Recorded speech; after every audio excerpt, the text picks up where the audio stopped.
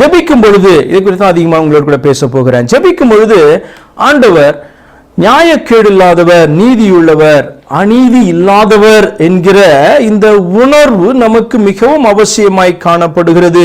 தானியேல் புஸ்தகத்திலிருந்து சில வார்த்தைகளை நம்ம வாசிக்க போகிறோம். தானியேல் புஸ்தகம் 9ஆம் அதிகாரம் 4வது வசனத்திலிருந்து நம்ம இந்த தானியேலுடைய ஜெபத்தை நம்ம பார்க்க போகிறோம்.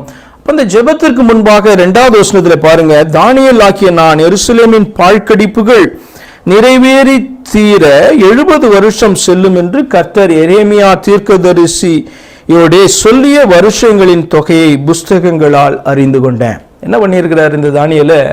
இவரே பெரிய தீர்க்கதரிசி, ஆனால் இவர் அந்நிய தேசத்தில் இப்போ காணப்படுகிறார். இவரே தீர்க்கதரிசி, ஆனால் என்ன செய்கிறாராம்? வேதத்தை ஆராய்கிறாராம். அப்போ இன்னொரு தீர்க்கதரிசி மூலமாய் ஆண்டவர் அறிவித்த காரியம் இந்த தானியேல் என்ற ஒரு தீர்க்கதரிசினாலே மாற்றிவிட முடியாது. ஏனென்றால் இவரும் ஒரு பாத்திரம். அதற்கு முன்பு அறிவித்து சென்றதான தீர்க்கதரிசியும் தேவனுடைய பாத்திரம். வார்த்தைகள் என்னவோ தேவனுடையது. அப்போ இவர் என்ன செய்றாரு? அந்த காரியத்தை ஆராய்ந்து பார்க்கிறார், அந்த வார்த்தையை ஆராய்ந்து பார்க்கிறார். தேவன் ஏன் இப்படி செய்தார்? நம்ம ஏன் இந்த தேசத்துக்குள்ள இப்படி நம்ம காணப்படுகிறோம், அடைக்கப்பட்டு காணப்படுகிற ஜனமா இருக்கிறோமே என்று சொல்லி தானியேல் என்ன பண்றாரு? வார்த்தைகளையும் ஆண்டவருடைய செய்கைகளையும் ஆராய்ந்து பார்க்கிற ஒரு மனுஷனாய் அவர் காணப்படுகிறபடியினால் அவருடைய ஜெபம் இப்படி காணப்படுது. அப்ப அந்த ஜெபத்துக்குள்ளாக எப்படி அவர் நியாயக்கேடு இல்லாத தேவன் என்கிறதான ஒரு அடிப்படை உணர்வோடு கூட, அந்த அடிப்படை சத்தியத்திலிருந்து பார்த்தீங்க அப்படின்னு சொன்னா அவருடைய ஜெப வார்த்தைகள் வருகிறத நீங்க பார்ப்பீங்க. அப்ப நம்முடைய ஜெபத்துக்கு கூட, ஜெபம் என்பது பெரிய சப்ஜெக்ட். நான் சொன்னேன், ஜெபம் என்றால் அது விண்ணப்பங்கள், வேண்டுதல்கள், புலம்பல்கள் காணப்படலாம், சத்தமா அழுதி ஜெபிக்கிறதாய் காணப்படலாம், நம்முடைய ஆதங்கத்தை ஆண்டவரிடத்தில் சொல்லுகிறதாய் காணப்படலாம், அதனுடைய வார்த்தைகள் வித்தியாசமாய் காணப்படலாம். எல்லாமே ஜெபம்தான். ஆண்டவரோடு கூட வாய்க்கிற கம்யூனிகேஷன், ஆண்டவரோடு கூட வாய்க்கிறதான அந்த உறவு, அவரோடு கூட எப்பயும் பேசிக்கொண்டே இருக்கிறது. முழங்கால் படியிட்டாலும், படுத்து கொண்டிருந்தாலும், நடந்தாலும், உட்கார்ந்தாலும், ஒரு வேலைகளை செய்து கொண்டிருந்தாலும் ஜெபத்தோடு நம்ம இருக்க முடியும். ஜெப சிந்தையோடு கூட உள்ள பேசி கொண்டு இருக்க முடியும் இல்லையா? அப்போ ஜெபம் என்பது ஒரு பெரிய காரியம். அப்போ இதில் பார்த்தீங்க அப்படின்னு சொன்னால் அந்த சப்ஜெக்டுக்குள்ளே நான் போல அந்த ஜெப சிந்தையை குறித்து பேச நான் விரும்புகிறேன். ஜெப சிந்தை நமக்குள்ளே காணப்படும் பொழுது எந்த ஒரு ஆட்டிடியூட்ல நம்ம காணப்படணும், எண்ணம் எப்படி தெளிவாய் காணப்படணும் என்பது அந்த வசன ஆதாரங்களோடு கூட அந்த சத்தியம் உள்ள இருக்கும் பொழுது பார்த்தீங்கன்னா அதன் அடிப்படையில் நம்முடைய ஜெபம் உண்டாகும். அதன் அடிப்படையில் தான் உங்களுடைய விசுவாசம், உங்களுடைய அவிசுவாசம் எல்லாம் காணப்படும். அதன் அடிப்படையில் தான் உங்களுக்கு தெளிவு காணப்படும் மனதில். அதாவது சத்தியம் உள்ள எப்படி இருக்கோ அதன் அடிப்படையில் தான் நீங்க என்ன ஜெபிக்க போகிறீங்க அப்படின்றதனுடைய தெளிவு உங்களுக்குள்ள காணப்படும். இது மிகவும் அவசியமாய் காணப்படுது விண்ணப்பங்களை நீங்கள் ஏறெடுக்கும் பொழுது. அப்ப பாருங்க, இவனுக்கு இப்படிப்பட்ட தெளிவு காணப்பட்டது. காரணம் என்ன? இந்த வார்த்தைகளை ஆராய்ந்து பார்க்க ஆரம்பித்தான். தீர்க்கதரிசியா இருந்தாலும் தேவ மனுஷனா இருந்தாலும் வார்த்தையை ஆராய்ந்து பார்க்கவும், அவருடைய செய்கை ஏன் இப்படி என்று சொல்லி அதை யோசித்து பார்க்கவும் அவன் ஆரம்பித்தபடினாலே அவன் ஜெபம் எப்படி காணப்படுது? 4வது வசனத்தை வாசிக்கலாம். என் தேவனாகிய கர்த்தரை நோக்கி, 2வது பகுதியிலிருந்து வாசிக்கிறேன். ஆண்டவரே, உம்மில் அன்பு கூர்ந்து உம்முடைய கற்பனைகளை கை கொள்ளுகிறவர்களுக்கு உடன்படிக்கையும் கிருபையும் காக்கிற மகத்துவமும் பயங்கரமுமான தேவனே அப்படி என்று சொல்லி பார்த்தீங்க அப்படின்னு சொன்னா ஜெபம் பண்றான். ஆண்டவனே, உம்மில் அன்பு கூர்ந்து உம்முடைய கற்பனை, ஆண்டவரிடத்துல அன்பு கூறுகிற ஜனங்கள் அவருடைய கற்பனைகளை கை கொள்ளுக. கற்பனை குறித்து நான் உங்களுக்கு சொன்னேன். கற்பனை கை கொள்றதுன்னா கற்பனையினுடைய அர்த்தம் என்ன, கருத்து என்ன என்பதை அறிந்திருக்கிறது. அந்த கற்பனையை குறித்த போதனை என்று சொல்லி அர்த்தம், அந்த கற்பனையை குறித்த சத்தியம் என்று சொல்லி அர்த்தம் இல்லையா? அதை குறித்து நம்ம பார்த்தோம். அப்ப கற்பனைகளை கை கொள்ளுகிறவர்களுக்கு அதை அறிந்து அது என்ன சத்தியத்தை சொல்லுது என்று சொல்லி சும்மா கற்பனை அப்படியே கற்பனை அடுக்கிறது கிடையாது. நேற்றைய தினத்தில் அவங்களோட கூட பகிர்ந்து கொண்ட ஒரு இன்ட்ரெஸ்டிங் இது இல்லையா? அதாவது லூக்கால அந்த கூனியை ஆண்டவர் சுகப்படுத்தின பொழுது கற்பனைகளை கை கொள்ளுகிறதான அந்த ஜெப ஆலய தலைவன் கர்த்தரை கடிந்து கொண்டதை நான் அவங்களோடு கூட பகிர்ந்து கொண்டேன். அப்ப கற்பனையினுடைய அர்த்தம் என்ன என்பதை அவன் அறியாதிருந்தபடினால அவன் ஓய்வு நாள் கற்பனையின் போது அதை கை கொள்ளுகிறவனாய் நினைத்து கொண்டு ஆண்டவர் விடுதலை கொடுக்கும் பொழுது பார்த்தீங்கன்னா ஆண்டவரையே கடிந்து கொள்ளுகிறான் என்று சொல்லி அவங்களை சுட்டி காண்பித்தேன். அப்ப கற்பனையின் கருத்து கற்பனையிலே காணப்படுகிற சத்தியம் என்ன, போதனை என்ன என்பதை சரியாய் அறிந்து கொள்வது மிக மிக அவசியம். அப்படி அறிந்து கொண்டு கை கொள்ளுகிறவர்கள் என்று சொல்லி அர்த்தம். சரியா? இது அதிக விளக்கம் உங்களுக்கு தேவையில்லை, நிறைய சொல்லி கொடுத்துருக்கிறேன் நான். கை கொள்ளுகிறவர்களுக்கு உடன்படிக்கையும் கிருபையும் காக்கிற மகத்துவமும் பயங்கரமுமான தேவனே, நாங்கள் பாவம் செய்து அக்கிரமக்காரராயிருந்து துன்மார்க்கராய் நடந்து கலகம் பண்ணி, நீர் இப்படிப்பட்டவர் ஆண்டவரே, நாங்க எப்படிப்பட்டவங்க, எப்படி சொல்றான் பாருங்க.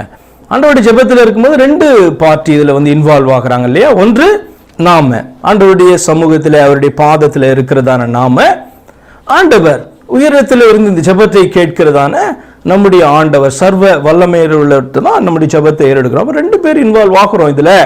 நம்ம அவரிடத்துல நம்ம பேசுகிறோம், அவர் நம்ம இடத்துல பேசுகிறார். நாம் அவரிடத்துல கெஞ்சுகிறோம், அவருக்கு அவர் பதில் கொடுக்கிறார். இதான ஜெபம் இல்லையா? விண்ணப்பம் அப்படின்னு சொன்னா இதுதான். பாருங்க, அவரை குறித்த ஒரு தெளிவு, நம்மை குறித்த ஒரு தெளிவு, இது ரெண்டுல எது சரியா இல்லை அப்படின்னு சொன்னாலும் அந்த ஜெபம் சரியா இருக்காது இல்லையா? அதுக்குதான் பாத்தீங்கன்னா அந்த ஜெப சிந்தையில ஆண்டவரை குறித்ததான அந்த அறிவு என்பது நமக்குள் காணப்படுறது ரொம்ப முக்கியம். அப்ப இதுல நியாயக்கேடு இல்லாதவர், நீதியுள்ளவர் என்கிற ஒரு அடிப்படையில இந்த ஜெபம் ஏறெடுக்கப்படுகிறதை நான் உங்களுக்கு சுட்டிக்காட்ட விரும்புகிறேன். அப்ப ஆண்டவர் இப்படி உடன்படிக்கையை காக்கிறவர் அப்படின்னு சொல்லிட்டு தன்னை குறித்து, தன்னுடைய ஜனங்களை குறித்து அவன் சொல்றான், நாங்கள் பாவம் செய்து அக்கிரமக்காரராயிருந்து துன்மார்க்கமாய் நடந்து கலகம் பண்ணி உம்முடைய கற்பனைகளையும் உம்முடைய நியாயங்களையும் விட்டு அகன்று போனோம். உமது நாமத்தினாலே எங்கள் ராஜாக்களோடும் எங்கள் பிரபுக்களோடும் எங்கள் பிதாக்களோடும் தேசத்தினுடைய சகல ஜனங்களோடும் பேசின தீர்க்க தரிசிகளாகிய உம்முடைய ஊழியக்காரருக்கு செவி கொடாமற் போனோம். இதுக்கு முக்கியமான காரணம் என்ன அப்படின்னு சொல்றாருன்னா, ஆண்டவரே இதுக்கெல்லாம் நாங்க தான் காரணம். நாங்க உங்களுடைய கற்பனைகளை கை கொள்ளாம போனோம், உடைய சத்தியத்தை உணர்ந்து கொள்ளாதவர்களாய் போனோம்.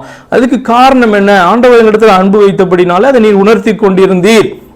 திரும்ப திரும்ப எங்களோடு கூட பேசி கொண்டிருந்தீர். உங்களுடைய தீர்க்கதரிசிகளின் மூலமாக, உங்களுடைய ஊழியர்கள் மூலமாக எங்களுடைய ராஜாக்களோடு பேசினீர், எங்களுடைய பிரபுக்களோடு கூட பேசினீர், சகல ஜனங்களோடு கூட நீர் பேசினீர். திரும்ப திரும்ப நீங்க பேசினாலும் நாங்கள் செவி கொடாம போனோம். ஏன் அப்படின்னா எங்களுக்கு இது பெரிய விஷயமாகவே தெரியல. ஆண்டவர் திரும்ப திரும்ப எங்களோடு கூட பேசுகிற காரியம் சரிய விஷயமாகவே இல்லாத பொழுது அடிப்படையான காரியத்தை நம்ம விட்டுருவோம், மறந்து போயிடுவோம். அதுதான் இங்க தானியேல் சொல்றாரு, உங்களுடைய கற்பனைகள் நாங்கள் கை கொள்ளாம இப்படிப்பட்டதான் நிலைக்கு வந்திருக்கிறது. காரணம் என்னன்னா, அநேக முறை நீர் எங்களோடு கூட, எங்களுடைய தலைவர்களோடு கூட நீர் பேசினீர், அப்படியும் கூட நாங்கள் அதை செவி கொடுக்கல அப்படின்னு சொல்லி பார்த்தீங்கன்னா தங்களுடைய பக்கத்தினுடைய காரியத்தை சொல்றான். தங்களுடைய பக்கத்தின் நியாயங்களை சொல்லல, உண்மையை அவன் பேசுறான். நாங்க இப்படிதான் ஆண்டவரே இப்படி இருந்துட்டோம் அப்படின்னு சொல்லி பாத்தீங்கன்னா எப்படிப்பட்ட ஒரு மனநிலை காணப்பட்டாதான் இப்படிப்பட்ட தெளிவான ஒரு ஜெபம் ஏறெடுக்கப்பட முடியும் இல்லையா? இப்படிப்பட்ட ஜெபத்தை ஒவ்வொருவரும் ஏறெடுக்க முடியும். உங்களுடைய ஜெபத்துல பாத்தீங்கன்னா இப்படிப்பட்ட ஒரு தெளிவு உங்களுக்கு காணப்பட முடியும். எப்ப? உங்க ஆண்டவரை குறித்ததான ஒரு தெளிவு. அதற்கு அவர் நீதி உள்ளவர், நியாயக்கேடு இல்லாதவர் என்கிற அறிவு நமக்குள்ள இருக்கணும். அப்பதான் நம்மை குறித்த ஒரு அறிவும் நமக்கு வரும். 7வது வசனம், ஆண்டவரே நீதி உமைக்கே உரியது. அவரை குறித்து பேசினா தன்னை குறித்து, தன்னுடைய ஜனத்தை குறித்து பேசு, திரும்ப இப்ப ஆண்டவரை குறித்து பேசுறான். இதான் பாத்தீங்கன்னா விண்ணப்பம் இல்லையா? பாருங்க, நீதி உமக்கே உரியது ஆண்டவரே. உமக்கு விரோதமாய் செய்த துரோகத்தின் நிமித்தம் உம்மாலே சமீபமும் தூரமுமான எல்லா தேசங்களிலும் துரத்தப்பட்டிருக்கிற யூத மனுஷரும் எருசலேமின் குடிகளும் சகல இஸ்ரவேலருமாகிய நாங்கள் இந்நாளில் இருக்கிறபடியே வெட்கம் எங்களுக்கு உரியது. பாருங்க, ஆண்டவரை குறித்து பேசுறான், தங்களை குறித்து பேசுறான். நீதி உமக்குரியது, வெட்கம் எங்களுக்கு உரியது. அதுக்கு காரணம் நாங்க தான் ஆண்டவரே. இப்படிப்பட்ட மனநிலை எப்படி வரும்? ஒரு தெளிவு, சத்தியத்தை குறித்த ஒரு தெளிவு இருந்தாதான் இப்படிப்பட்ட மனநிலை வரும். இல்லைன்னா நம்முடைய ஜெபங்கள்லாம் எப்படி காணப்படும்? அவர் அநீதி உள்ளவர் போலவும், இப்படிப்பட்ட சூழ்நிலையில என்னை வைத்திருக்கிறபடினால் அவர் அநீதி உள்ளவர் போலவும், நான் ஏதோ மிகுந்த நீதிமானை போலவும், அநியாயமா என்னுடைய வாழ்க்கையில காரியங்கள் நடக்கிறதை போலவும் ஒரு மனப்பாங்கோடு கூட நான் காணப்படுவேன் என்று சொன்னால் என்னுடைய ஜெபத்தை நான் சரியா ஏறெடுக்க முடியாது. அதற்கு அடிப்படை காரணம் ஆண்டவரை குறித்த அறிவு குறைந்திருக்குது. அவர் அநீதியானவர் என்கிற எண்ணம் எனக்குள்ளாக அது ஆழமாய் பதிந்திருக்கிறபடினால் என்று சொல்லி நீங்க உணர்ந்து கொள்ளணும். பாருங்க, அவன் சொல்றான், நீதி உமக்குரியது, வெட்கம் எங்களுக்குரியது ஆண்டவரே என்று சொல்லுகிறான். 8வது வசனம், ஆண்டவரே உமக்கு விரோதமாக பாவம் செய்தபடியால் நாங்களும் எங்கள் ராஜாக்களும் எங்கள் பிரபுக்களும் எங்கள் பிதாக்களும் வெட்கத்துக்கு உரியவர்களானோம். இப்படிப்பட்ட ஒரு நிலைக்கு நாங்கள் தள்ளப்பட்டிருப்பதற்கான காரணம் ஆண்டவரே நீர் அல்ல, நாங்கள். எங்களுடைய கிரியைகள் உம்முடைய கிரியைகள், உம்முடைய கிரியைகள் நீதியானவைகள், உம்முடைய வழிகளெல்லாம் செம்மையானவைகள். ஆனால் எங்களுடைய கிரியைகள், எங்களுடைய வழிகள், நாங்கள் நடந்த விதம் பாத்தீங்கன்னா இப்படி காணப்படுகிறபடினால வெட்கத்துக்கு உரியவர்கள் ஆனோம். இதுதான் தெளிவு. ஆராய்ந்து பார்க்கும் பொழுது இந்த தெளிவு நமக்கு உண்டாகும். அதுக்கு பேஸ் பாத்தீங்கன்னா ஆண்டவர் எப்படிப்பட்டவர் என்ற உணர்வோடு கூட நம்ம ஆராய்ந்து பார்ப்பது அவசியம் என்று சொல்லி நம்ம பார்த்தோம் இல்லையா? அப்ப 9வது வசனம், அவருக்கு விரோதமாக நாங்கள் கலகம் பண்ணி அவர் தீர்க்கதரிசிகளாகிய தம்முடைய ஊழியக்காரரை கொண்டு எங்களுக்கு முன்பாக வைத்த அவருடைய நியாய பிரமாணங்களின்படி நடக்கத்தக்கதாக நாங்கள் அவருடைய சத்தத்திற்கு செவிகொடாமற் போனோம். திரும்பவும் பாத்தீங்கன்னா இந்த வார்த்தை ரொம்ப அற்புதமாய் காணப்படும். எப்படின்னா, நான் கீழ்ப்படியாம போனோம், அதுக்கு ஒரு காரணம் இருக்கு அப்படின்றத பாத்தீங்கன்னா எவ்வளவு தெளிவா சொல்றான் பாருங்க. அநேக நேரத்துல நம்ம கீழ்ப்படியாததுக்கு ஒரு காரணம் காணப்படும். என்ன தெரியுமா? நம்ம செவிகொடாமற் போவது. காதுல விழாது கிடையாது, காதுல விழுகிற காரியங்களுக்கு முக்கியத்துவம் கொடுக்காதது. படிக்கிற காரியங்கள் படிக்காததுனால அல்ல, படிக்கிற காரியத்துக்கு முக்கியத்துவம் கொடுக்காதது. அதுல இருந்து வெளிப்படுகிற அந்த சத்தியத்திற்கு முக்கியத்துவம் கொடுக்காம இருப்பதே பாத்தீங்கன்னா உணர்வடையாது இருக்கிற நிலைக்கு காரணமா இருக்கிறது. நீங்க புரிந்து கொள்ளணும். பல செய்திகளை கேட்பீர்கள், சத்தியம் உங்களுக்குள்ளே விழுந்து கொண்டே இருக்கும், வார்த்தைகளை ஆண்டவர் விதைத்து கொண்டே இருப்பார். உணர்வடையா இருக்கிறதுக்கு என்ன தெரியுமா காரணம்? சொல்றான், செவி கொடாமற் போனோம். நாங்க இதை சீரியஸா எடுக்கல, பெரிதாய் நாங்கள் எடுக்கல என்று சொல்லும் பொழுது பாத்தீங்கன்னா அந்த வார்த்தை நமக்குள்ள கிரியை செய்ய வருவதற்கு நாம நம்மை ஒப்பு கொடுக்கவில்லை, முக்கியமாய் அந்த வார்த்தையை கவனிக்கவில்லை என்று சொல்லி அர்த்தம். அப்ப அதை பாத்தீங்கன்னா உணர்ந்தவனாய் அவன் பேசுகிறான் தானியேல். சரி, அடுத்தது எதன் அடிப்படையில் இந்த ஜெபத்தை ஏறெடுக்கிறான் என்கிற தெளிவை பாத்தீங்கன்னா நீங்க கவனிக்க வேண்டிய. எதன் அடிப்படையில்? இப்ப இதெல்லாம் இப்படி ஆயிடுச்சு அப்படி சொல்லி புலம்பிக் கொண்டே இருக்கலாம். ஆனா இந்த ஜெபத்தை அவன் தைரியமாய் ஒரு கான்பிடென்டா ஒரு நம்பிக்கையோடு கூட ஆண்டவருடைய சமூகத்துல ஏறெடுக்கிறதற்கு ஒரு முக்கியமான காரணம் இருக்கிறது. பாருங்க 10வது வசனத்துல, ஆனாலும் எங்கள் தேவனாகிய ஆண்டவரிடத்தில் இரக்கங்களும் மன்னிப்புகளும் உண்டு. ஒருவேளை இந்த தானியேலுக்கு இந்த ஆண்டவர் மன்னிக்கிறவர், அவர் இரக்கமுள்ளவர் என்கிற அவருடைய தன்மையை அவன் அறியாதிருப்பான் என்று சொன்னால் இந்த ஜெபத்தை அவன் ஏறெடுத்திருக்கவே முடியாது. அதனால யோசிச்சு பாருங்க, ஆண்டவர் ஜெபத்தை கேட்கிறவர் என்பதனால தானே நம்ம ஜெபத்தை ஏறெடுக்கிறோம் இல்லையா? ஆண்டவர் ஜெபத்தை கேட்கிறவர் என்கிற அறிவு நமக்கு உள்ள காணப்படுகிறபடினால்தான் ஆண்டவரிடத்துல ஜெபத்தை ஏறெடுக்கிறோம். அப்ப இவனுக்கு இப்படிப்பட்ட சூழ்நிலை, வெட்கம் எங்களுக்குரியது, நீதி உமக்குரியது. ஆண்டவரே, நீ செய்ததெல்லாம் செம்மையாய் தான் செய்தீர், எங்களுக்கு கஷ்டமா இருக்கு. ஆனாலும் கூட இந்த ஜெபத்திற்கான முக்கியமான அடிப்படையை பாருங்க. அவன் சொல்லுகிறான், எதன் அடிப்படையில எனக்கு இந்த தைரியம் வந்தது அப்படின்னு சொன்னால், எங்கள் தேவனாகிய ஆண்டவரிடத்துல இரக்கங்களும் மன்னிப்புகளும் உண்டு என்று சொல்லி அவன் சொல்கிறான். பாருங்க, இது பயங்கர தெளிவு. இந்த தெளிவு எங்கிருந்து வந்தது? யோசித்து பாருங்க. 2வது வசனத்துல அவன் ஆண்டவருடைய வார்த்தைகளை, அவருடைய செயல்களை அவன் ஆராய்ந்து பார்க்கிறான். திரும்ப உங்களுக்கு ஞாபகப்படுத்த விரும்புகிறேன், ஆராய்ந்து பார்க்க வேண்டும். ஏன் ஆண்டவர் இதை செய்தார்? அநியாயமா அவர் செய்கிறவரே இல்லையே, ஏன் இதை செய்தார் என்று சொல்லி ஆராய்ந்து பார்க்க உங்களுக்குள்ள ஒரு தெளிவு வர ஆரம்பிக்கும். அவருடைய வார்த்தையின்படியே இவைகளெல்லாம் நடக்கிறது.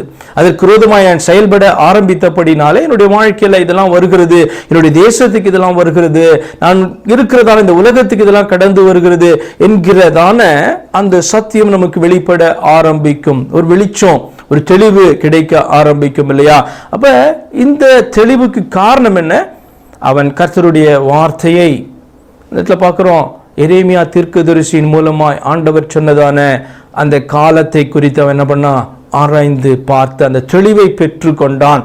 சரியா? அப்ப இது நம்முடைய வாழ்க்கையிலும் முக்கியமாய் காணப்படுது.